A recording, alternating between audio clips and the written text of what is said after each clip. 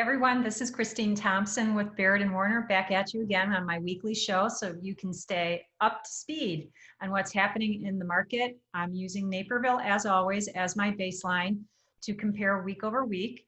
And if this is the first time you're watching this show, just want to let you know I use the same format, the same style of graphs, so that way it's not confusing and it's easy to do that week over week comparison. So let's get started. I got something really interesting at the end here and some good stuff going on. So I'm really excited. I'm going to share the screen now. Let's get that shared, and I'm going to just get right to that slideshow here for you. So let's see. Going here we are, presentation. Sorry, you guys, I'm not all a fancy schmancy person, but you're at least going to get the hard facts. That's what matters, right? So thanks for watching my show. I appreciate it. I don't need that there. And so here we go. First slide that I got for you should be changing. There we go. I want to make sure I'm at it. Yep. Okay, so this was 2 weeks ago, and we saw that there were more homes that went under contract than came on the market. Fantastic. You know, that's definitely keeping it solid grounds for a seller's market, because the week prior to that, it was starting to flip the other way. So it's really happy to see this happen, especially when the new listings that come on the market, they're not all unique. So probably even less than that actually were added into the market. We had 75 go under contract. I think people are buying homes as holiday gifts for each other. So this week we saw 56 new and 65 under contract. Same trend. We're saying a nice solid trend here where there's less coming on the market than homes going under contract. Now, looking at detached homes in all of Naperville, average list price active for the active homes 2 weeks ago was $478 about, and under contract just around $395. This week we see it at $441 and about $425. Let's look at this. So last week was $477. So $425 are homes going under contract. We can kind of see a reflection of either A, what's the amount, what type of inventory is out there, what price ranges, and B, what are buyers, what price range is attracting the most buyers right now. So we're seeing it's hovering under 500. So that's quite interesting. And we can even see that in the closed properties. Now, of course, that could be pushed out 30 to 60 days of when those contracts happened. Average days on the market for active homes, it's 68 days. That was a week ago. And homes getting contracts, 91 days. So that's gone up since what I've seen in the past. Let's see what it is this week. Down to 67 days for under contract. And active homes are at 67 days. What was it a week ago? 68. That's remained flat. But the number of days for homes going under contract, that went down.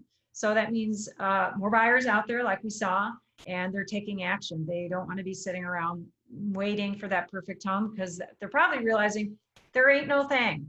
Okay. Even when somebody builds a brand new construction home, I talk to them after they build and they go, you know, we should have done this and we should have done that. We're not happy with this, but overall they love their home.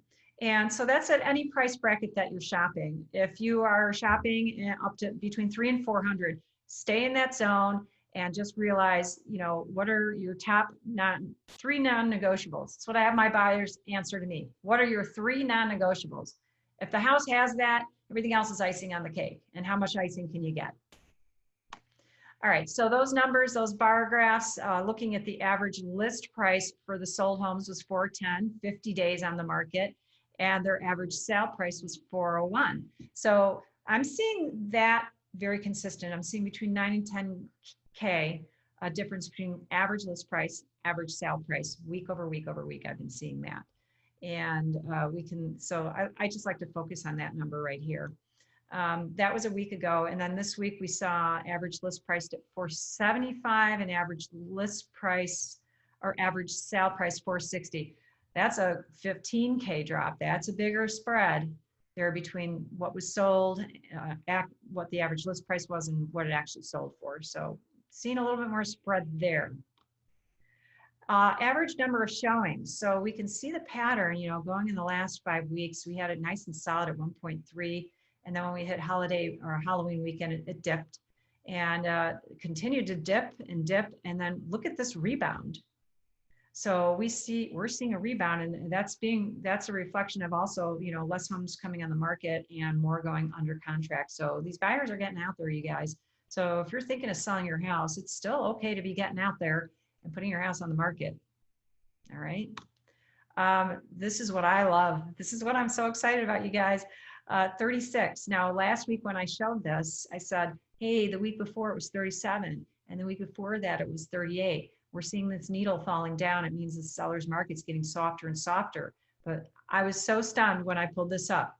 40, you guys, because it used to be 38 for a long time, and all of a sudden 40 in the like November 23rd. I'm going to tell you, 2020, COVID year, there are no rules. People think seasonal, oh, it's going to get slow, this and that. This is why I'm doing the numbers, you guys, because this is real hard facts. Okay. These are not my opinions. So I was actually a little stunned to see this. I will say personally on my business, I'm all of a sudden getting even more busy than I was a month or so ago. So as I said, no rules this year as far as typical seasonal, activity. Interest rates still down. All right, conventional 30-year 2.96. Come on, you guys. That was a week ago, 2.96, and FHA was 3.23. Now it's okay. I'm sorry. I thought I had the other week before that, but I guess not. But let's just pay attention to this right now. Okay, 2.95 for a conventional 30-year. That's fantastic. All right. And you really got to be jumping on this, because let's talk about the next slide. I'm going to show it to you now, sticking to it.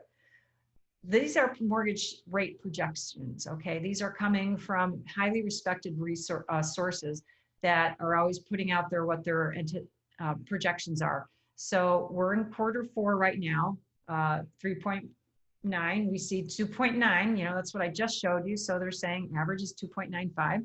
That's pretty much what I pulled there. Then going into Q1, some of them think it might be just creeping up. But if you watched my show last week, if you didn't, pull it up. It's on YouTube.